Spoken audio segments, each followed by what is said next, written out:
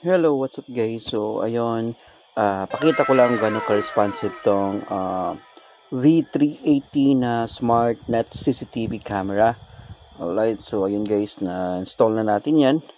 Ayun, pakita natin kung ano yung ida-download mo na application. So, ito yung V380 Pro. Ayan, yan yung kuha ng camera niya guys. So, ito yung nasa top. Yung isa, yung nasa bottom. Tapos yun yung umiikot ng 360 degrees. Alright, so yan. I-click nyo lang yung PTZ. Ayan. So, may arrow dyan.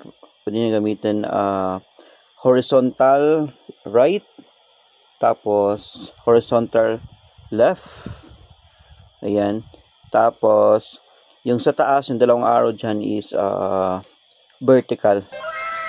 Ayan guys, so naiikot talaga siya 360 degrees. Ayan, kita-kita. Alright, so ayan, pwede mo ma-adjust yung sensitivity ng gaano yung speed, gaano kalakas iikot yung camera. Ayan, pakita ko lang yan, umiikot siya. So for me guys, napaka-responsive ng CCTV camera na to, no? So, ayan. Tapos, ayan, meron pa siyang light control. So, alarm, yan. So, mag-alarm yan. So, yan.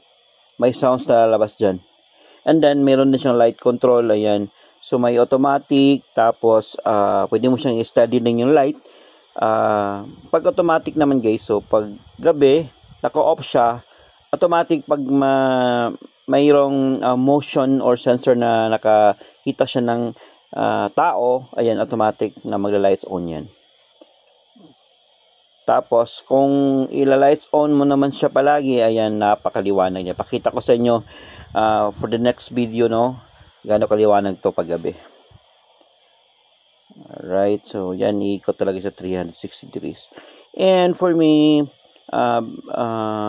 base sa price niya, napakasulit na talaga, no? Kasi napakalinaw ng camera niya.